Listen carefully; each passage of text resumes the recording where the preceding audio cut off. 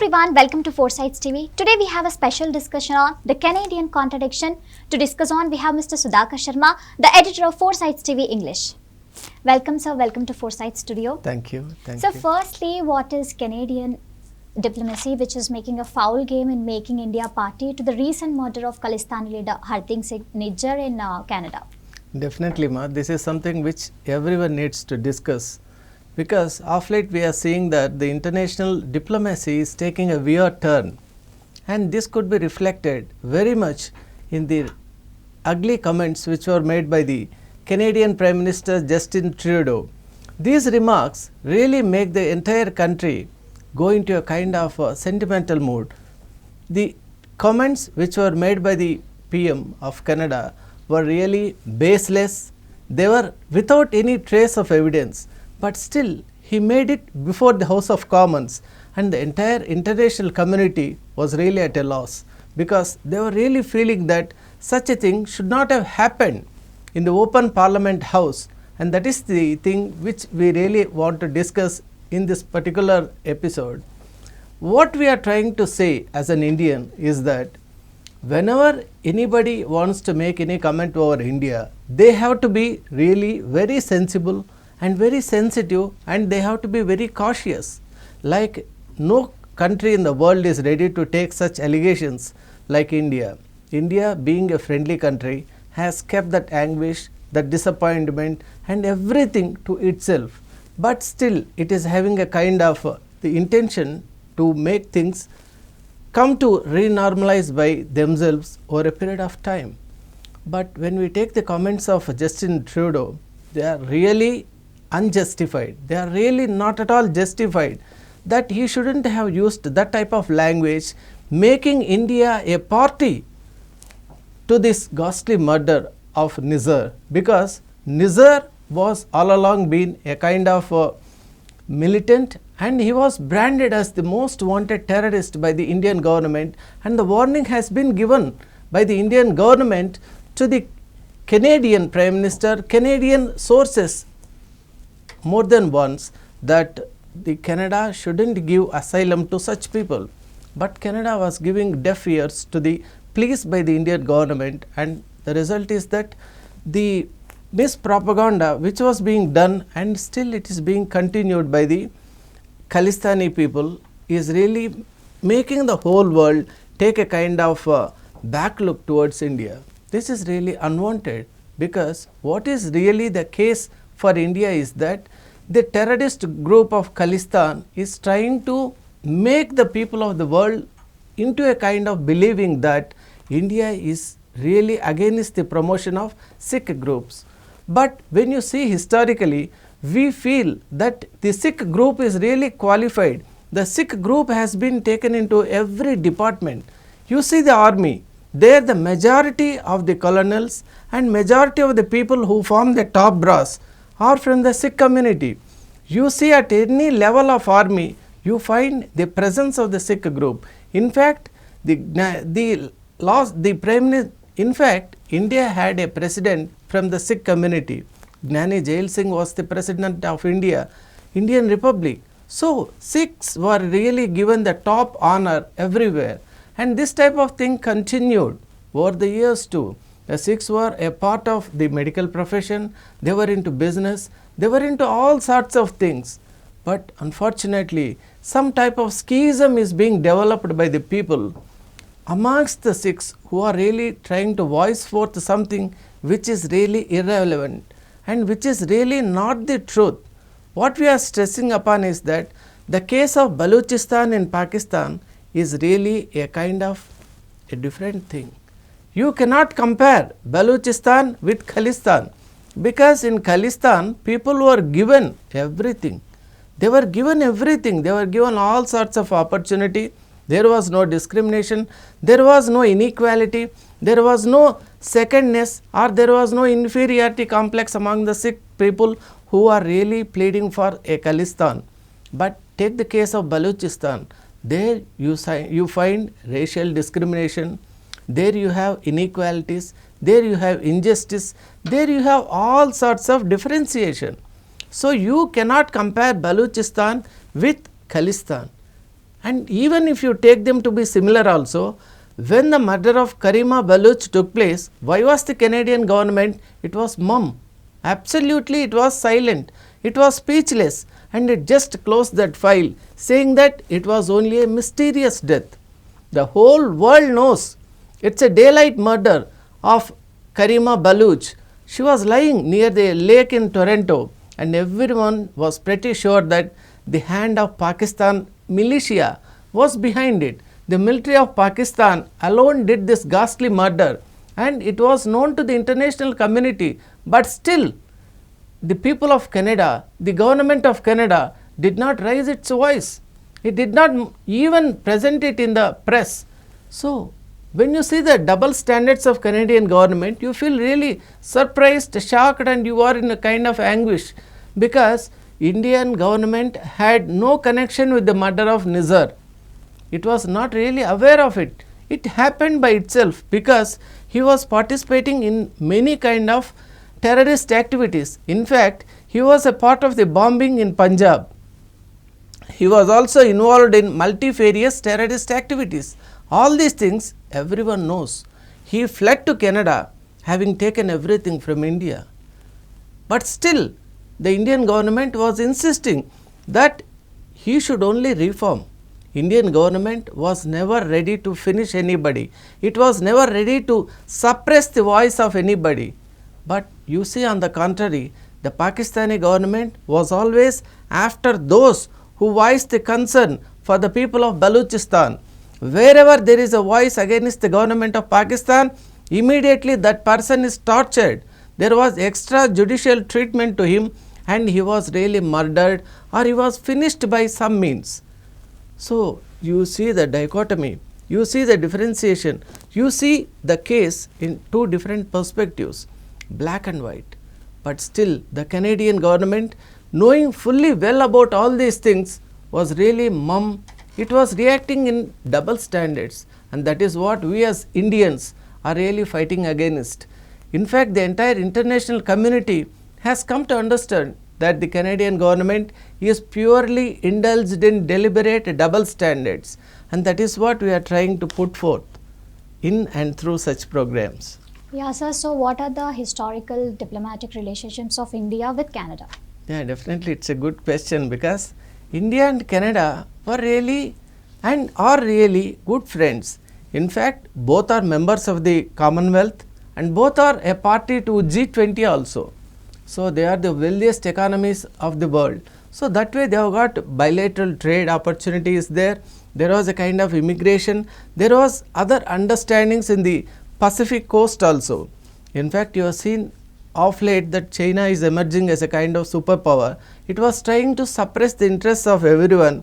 It was trying to make itself a lone power in the whole world. It has got excellent naval and naval warfare machinery with it. That's why China is trying to overpower other countries, and this is really being felt by the Indo-Pacific nationals. They are really congregating together to take concrete steps to avert the calamity. And now in this connection, I would say that Indian and Canadian relations, Indo-Canadian relations I would call it, were really very fair, very perfect, and they were all really going so well. In fact, the military ties with the Canada were excellent right from the time of inception. Actually, during a part of the time when the diplomatic ties were really going this way and that way, but still the military ties were perfect, and they were really going so well.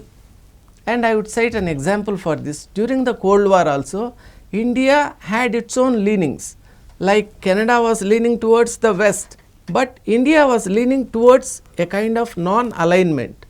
But still the military cooperation, military friendship and military trust were going well. That relationship was always there. That is why Peter Scott, the Deputy Army General of Canada, was also believing that Canada and India would remain friends forever with respect to the military operations, no matter what the diplomacy is. Because diplomacy sometimes will have some kind of sine wave like operations. Ups and downs will be there. But India is really a country known for restraint, tolerance more than anything else. That's why this type of tolerance really helps India to make friends with Canada once again, and I would say that very soon that's going to be a kind of reality too. Yeah, sir, just now you have mentioned about Karima Baloch, Yes. the leader of Baloch. So how should we view her case? Yeah, definitely it's a case which has really attracted the international attention because Karima Baloch was a kind of inspiration. She was a kind of woman of substance who really raised her voice against the Pakistanis, because you know how notorious the government of Pakistan is renowned for. Any slight deviation from their own interests or their own vested interests, the Pakistan government is ready to finish any person. It is not going to spare any voice. When such is the case, a woman, that too from Balochistan, stood like a colossus. She took asylum in Canada. There also she started activities of promoting the interests of Balochistan, and she has taken that larger arena because Canada had the ability to give vent to her feelings. So she started giving her own ideas to the entire international forum. There she was spreading that how the gross human right violation is taking place at Pakistan. And this is the situation where we really believe that the Pakistani government had a kind of vengeance. It really wanted to finish that voice once and forever. That is why the ISI was really closely following her. She took asylum in Canada. She was getting threats, and she was really being threatened by so many people. Her husband also, after the murder of Karima Baloch, very clearly said that every time they got a threatening call from militants, Karima Baloch was saying that she was ready to offer her life for the people of her land, because most people don't get the opportunity to get asylum from another foreign land. Like she was really in a position to get the asylum from Canada. So she said she is ready to offer her life for the benefit of the Balochians. She was like that, and she martyred her life also. I would say generations to come, if Balochistan were to become a kind of state, a sovereignty, definitely Karima Baloch name would stand for ever and ever, and that is the case. Yeah, sir. Sir, then why is this Canadian government indulging in deliberate and demeaning double standards after everything, all this injustices? Yes, as you have rightly said, the effort is deliberate. It is deliberate because the Canadian government knows pretty well that the electoral significance was one factor according to the international sources, which says that the Sikh population is nearly 2% of the entire population of Canada. So taking that 2%, they wanted to win the electoral votes for themselves, and that electoral significance had its impact in finishing of this case, or throwing or slinging mud at India, because they wanted to link up India with this case of Nizar. Thereby they wanted to win the hearts of Sikhs who are present in Canada, and to get their favor, deliberately they have linked up the government of India. But this is really a very bad thing which Canada has done, because no country in the world would tolerate. For example, you see the Israel and the war between Israel and Hamas. There Hamas has really attacked Israel on one day, and it gave a lot of trouble to the civilians of Israel, and that is why Israel is hell bent that it should finish off the Hamas once and forever. No matter, even Antony Blinken has come to Jordan, he has come to Iraq, he has come to Baghdad, he has come to Gaza, he has travelled across Egypt, he has travelled across the Middle East, but still he couldn't garner the kind of support or the positive response which he was supposed to get, because he was pretty sure that there would be a kind of war pause. But you don't see any such thing happening right now, and the only intention of Israel is to really corner all the Hamas militants and to finish them forever. And that is how the nations are. That is how the countries across the world are, when anything happens to the country, immediately they spring back and they really want to attack, take that vengeance. But see the case of India. India was disgraced by the words of Trudeau, but still it is maintaining a kind of restraint. That is the culture of India. That is the glory of India. That is the tradition of India, because India is a country which is renowned for friendliness. India is a country which welcomes everyone. In fact, there were so many immigrations between India and Canada. So many Canadian students were invited into our universities, and our students were really pursuing courses in the best of the Canadian universities. There was a cultural interchange between India, and there was a kind of trade interchange between India and Canada.